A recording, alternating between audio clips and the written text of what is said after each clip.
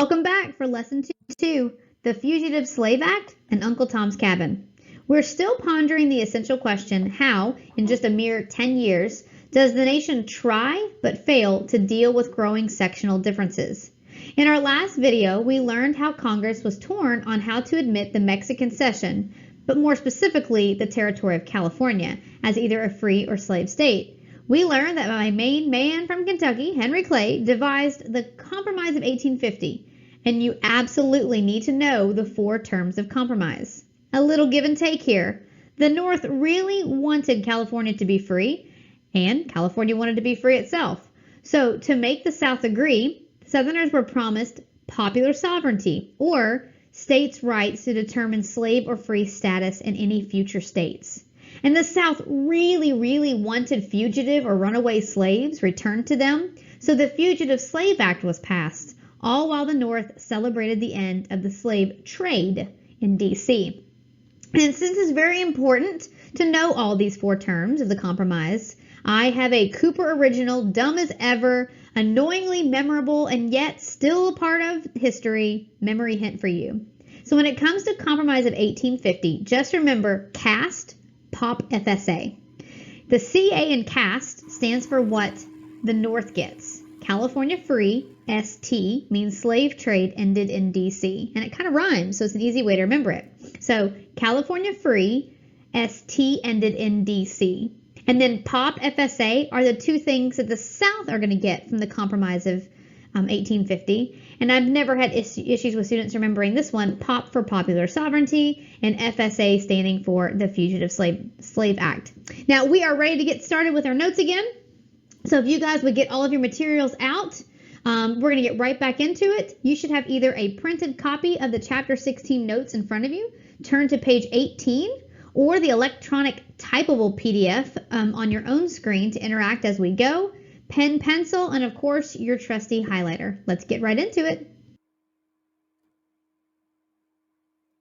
Now, when we began this chapter, I asked you to think about all the events that we're looking at that are leading up to the Civil War as either fire or ice. So we've already learned our first event leading up to the Civil War, the Compromise of 1850. Based on what you know, compromises are meant to give a little bit of something to one group and a little bit of something to the other. And this is based solely on opinion, as long as you can support it. Would you consider the Compromise of 1850 as a catalyst or something to speed up or fire up the flames of opposition, or an attempt to cool the tension between the North and the South? Make sure you have a good answer for that. I'll be asking you that Wednesday in our live conference. So let's dive right into our notes on page 18. If you're using a printed copy of the notes, grab a highlighter so that you can highlight this information that's going to be on the screen, which is the exact text that's on your page. And if you're using the electronic PDF, there is a highlighting tool inside the program that will allow you to highlight the key information as well. I'm going to use my highlighter tool at the bottom of the screen as we read. We'll go through this information together. The Fugitive Slave Act. The most controversial, and controversial means divisive, which means like separating two groups of people because they have different beliefs on something, of the Compromise of 1850 was the Fugitive Slave Act. The Fugitive Slave Act of 1850 allowed special government officials to arrest any person accused of being a runaway slave. These suspects had no right to trial to prove that they had been falsely accused, and the only evidence needed to prove an African American was a fugitive was for any slaveholder or white witness to swear that the suspect was a slave. Anyone who helped a fugitive could be fined or imprisoned. And in addition, the law required, and that's a strong word here, Northern citizens to help capture accused slaves if authorities required assistance. So I want to take a step back here before we continue highlighting and really break down what the Fugitive Slave Act has. It has 4 key parts to it. Sorry about the highlighting, that's just going to happen.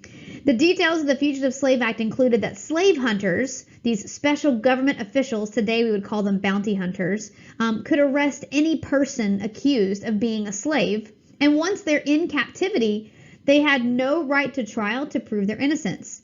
Most free African Americans, not most, all free African Americans in the North at this time carried with them their freedom papers because they would be asked quite often. That means that under the Fugitive Slave Act, there wasn't he has his papers, he's good to go.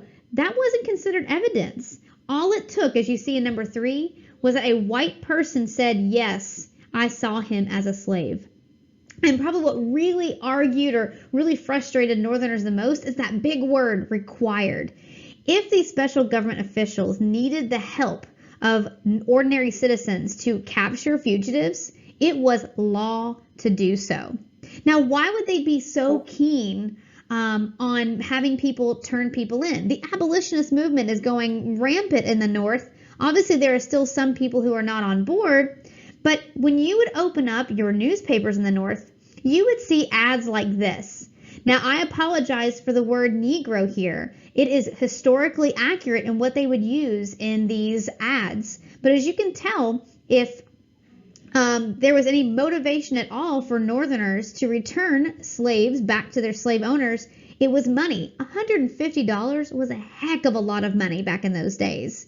And then most of these ads, as you can continue reading on your own, talks about describing the man, gives him a name, describes his height, his build, what he was carrying. And then at the bottom, this is what really disgusts me. It says down here, I will give a $50 reward if taken in Louisville, $100 if taken 100 miles from Louisville into the state. In other words, if you start bringing him back to me, and $150 if you take him out of the state and deliver him to me. So that's from Bardstown, Kentucky, an example of why people would be willing to involve themselves in the Fugitive Slave Act. But let's keep reading because there is some more to this law and some reaction to this law as we go forward.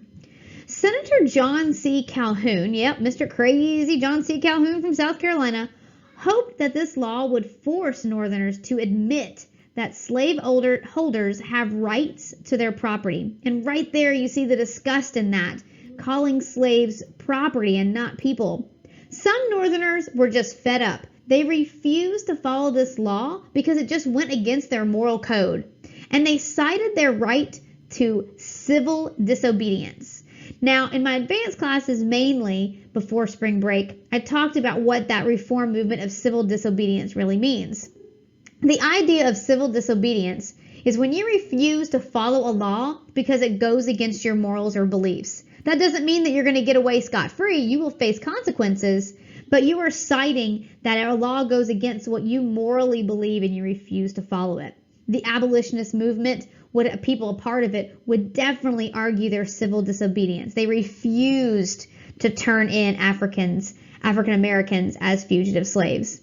Now, Northern juries refused to convict people accused of breaking the fugitive slave law. Some states just refused to follow the law altogether. Northerners actually banded together and gave money to buy freedom for the enslaved people.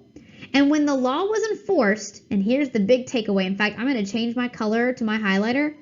This is why the Fugitive Slave Act had such an impact. It showed the North that slavery was wrong.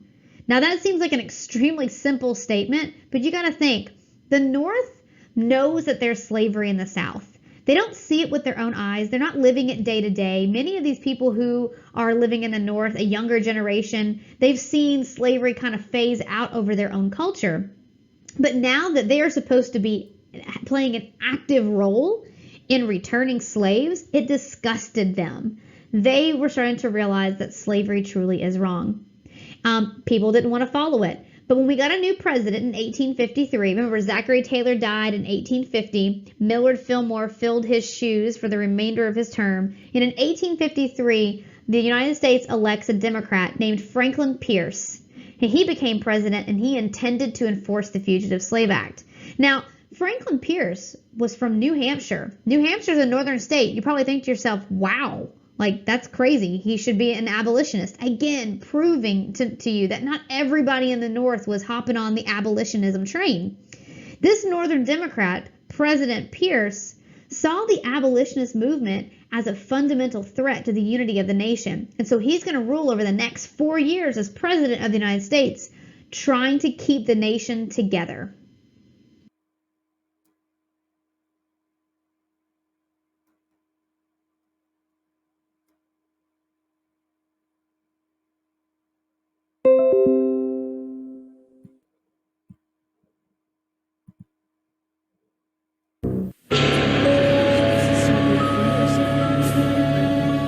Midway through the 19th century, America is entering the modern world. In 20 years, there'll be Levi's jeans, chewing gum, and hot dogs. But the nation is split, being torn apart at the seams, dividing North and South. What do you think? Slavery became not simply a political issue, not simply an economic issue, but a moral issue as well. It became the issue that defined North and South in the 1850s. September 1850. The Fugitive Slave Law brings the brutality of Southern slavery to the North.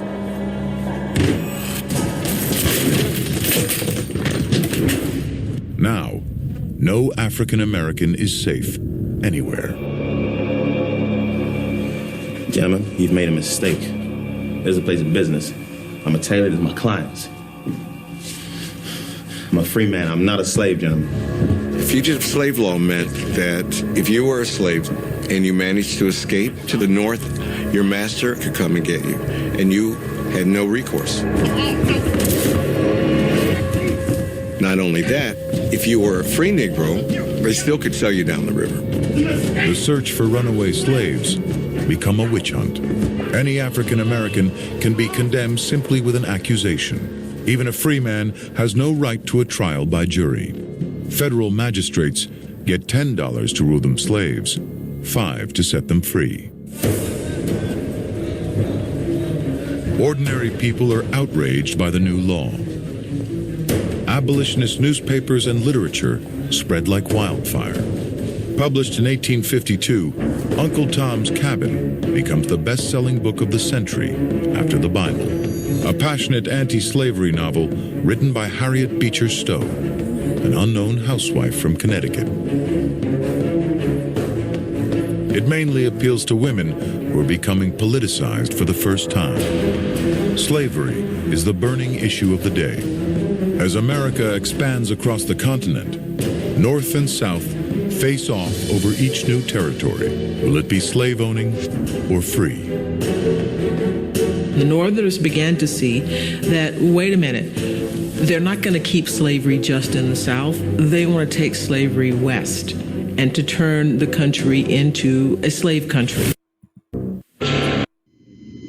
As you saw in that video, it tied together our first and second events nicely. In short, the Fugitive Slave Act and the publishing of Uncle Tom's Cabin both opened the eyes of the North to the horrors of slavery. See, your ELA teachers have been telling you for years that words are powerful. And one Northerner deeply affected by the Fugitive Slave Act was Harriet Beecher Stowe, the daughter of an abolitionist minister. As a young girl, she met many people who had escaped from slavery as her father gave refuge to runaway slaves. The issue of slavery ate away at her conscience until she decided to, quote, write something that will make the whole nation feel what an accursed thing slavery is. Written in 1852, Uncle Tom's Cabin was about a kind enslaved man who was abused by his owner. And although Uncle Tom himself is a fictional character, the stories she writes about in her book were based on real stories she heard from runaway slaves. The book rocked the nation, and as you saw in the video, it became a bestseller in the North, second only to the Bible. So, have I whet your appetite to know what in the world could be in this book that is so shocking? That President Abraham Lincoln will actually meet with Stowe and say, so you're the little woman who wrote the book that made this great war. That's right, Lincoln is inferring that the book, Uncle Tom's Cabin, was a catalyst to the bloodshed it took to end slavery in our nation. Well, why don't we take a moment on the next slide to look at a couple of excerpts from the book together. Now, I'm going to be real honest with you. It is very difficult to teach this particular text without us being face-to-face. The sensitivity of the language that's in this text is hard to translate and understand the sincerity of it, the cruelness of it as well. And so I want you to not be offended by what is written in this book, but to understand that this is the first time that Americans are seeing on paper the horrors of slavery. So before we start reading, I wanted to read to you what I have in the blue box here, just so that you understand the sensitivity of the topic. In a work of fiction, characters may say things that the author and your teacher think are wrong. As readers, we have to read carefully in order to understand how the author wants us to judge the characters. As we read, look for clues as to what Stowe really thinks of Mr. Haley, the slave trader. Now, as an introduction to this particular text, I want you to know that this excerpt below is technically the opening chapter of Uncle Tom's Cabin. Now, Shelby is one of the characters we're going to meet, Mr. Shelby, and he is a Kentucky slave owner, and just due to hard times, must sell some of his enslaved servants to Mr. Haley, who happens to be the slave trader in this particular text. Haley is especially interested in buying a young woman named Eliza. Now, I read this story when I was in high school, and I have to tell you, I had to read it out loud to myself because the way the language is written, as you can tell just by looking at the screen, there's like lots of parentheses or not parentheses, apostrophes. And so there's a dialect to this text. So much of Uncle Tom's Cabin is written in dialect that reproduces how different types of characters speak. And them being in the 1800s and a little bit of a country accent, it's kind of hard to follow. So as I read aloud, I'm not making fun of the characters. I'm not trying to downplay the seriousness of it. I want to read to you as best as I can in that dialect so that you can understand a little bit more about the particular situation. So follow along with me at the top of your screen. Come, how will you trade about the gal? What shall I say for her? What do you take? Mr. Haley, she is not to be sold, said Shelby. My wife would not part with her for her weight in gold. Women always say such things because they ain't no sort of calculation. Just show 'em how many watches, feathers, and trinkets one's weight in gold would buy, and that alters the case, I reckon. I tell you, Haley, this must not be spoken of. I say no, and I mean no, said Shelby decidedly. So in this first scene, you see where Shelby is trying to buy a female slave who happens to be a house servant. And more than just a house servant here, she happens to be basically the servant, the companion to Mr. Shelby's wife. And Mr. Haley is attempting to change Mr. Shelby's mind by simply saying things like, well, your wife is dumb. When he says they haven't no sort of calculation, your women are dumb. Just show her what you can buy with the amount of money I'm going to offer you. I'm going to give you with the sale of this woman. But as you can tell, Mr. Shelby isn't budging. Well, let's continue. Well, you'll let me have the boy, though, said the trader. You must own I've come pretty down pretty handsomely for him. What on earth could you want the child? Said Shelby. Why, I got a friend that's going into this year branch of the business, wants to buy up handsome boys to raise for the market, fancy articles entirely, sell for waiters and so on, to rich uns that can pay for handsome uns. It sets off one of your great places, a real handsome boy to open door, wait, and tend. They fetch a good sum, and this little devil is such a comical musical concern, he's just the article. I would rather not sell him, said Mr. Shelby thoughtfully. The fact is, sir, I'm a humane man, and I hate to take the boy from his mother, sir. So, as you can see here, Mr. Haley has shifted gears from the slave woman to the slave woman's son, the boy. And he's probably somewhere around 9, 10, probably no more than 12 years old. And Mr. Haley has a very specific concern here. He's a little caught off guard that Mr. Haley wants the boy separately. And in many cases, it was illegal to separate a mother from her child, a slave mother from her slave child, before a certain age. But just so you know, it happened all the time. I mean, there just weren't regulations to stop it. And so when when Mr. Shelby asks Mr. Haley why you would want the child, Mr. Haley says probably one of the most despicable things I have ever seen in my life. He calls the boy handsome, meaning he probably had a good face. But what that meant and how it was interpreted when Uncle Tom's Cabin was written was that this particular slave boy has light skin. And so because he was lighter skinned, he would probably be more of a house servant, where darker skinned slaves usually worked on the plantations. So Obviously, that is a very crass and rude thing to say, so they lightened the situation by using the word handsome. And he says that basically he's going to use the boy as a house servant to open up the door. I mean, he says it sets up one of your great places. In other words, how wealthy does it show that you are that you just have one servant and his sole job is to open the door, to wait on you hand and foot, to tend to your every need.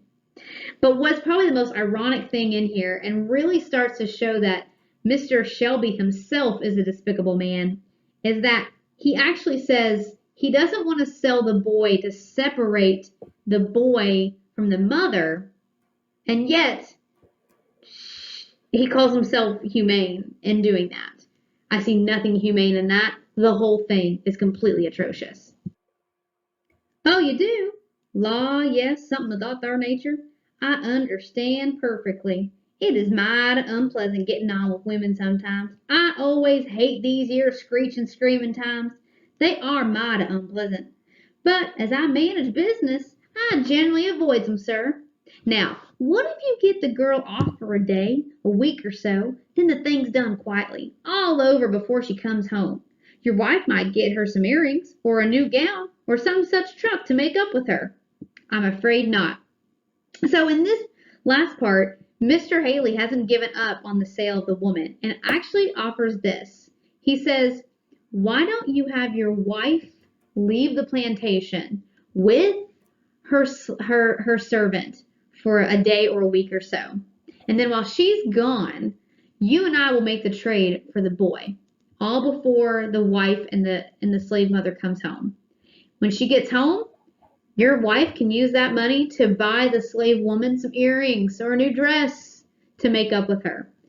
And again, showing you the cruelness in Mr. Haley's heart that he's comparing the life of a boy and losing your son to it can be replaced with a pair of earrings or a dress.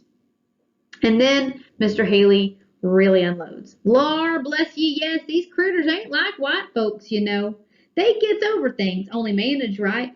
Now they say, said Haley, assuming a candid and confidential air, that this kind of trade is hardening to the feelings, but I never found it so. Are you sure? Fact is, I never could do things up the way some fellers manage the business. Why, I seen 'em would as pull a woman's child out of her arms and set him up to sell, and she's screeching like mad all the time. Very bad policy. Damages the article. Makes 'em quite unfit for service sometimes. Why, I knew a real handsome gal once in Orleans. I was entirely ruined by this sort of handling. The fellow that was trading for her didn't want her baby, and she was one of your real high sort. When her blood was up, I tell you, she squeezed up her child in her arms and talked and went on real awful. It kind of makes my blood run cold to think on it.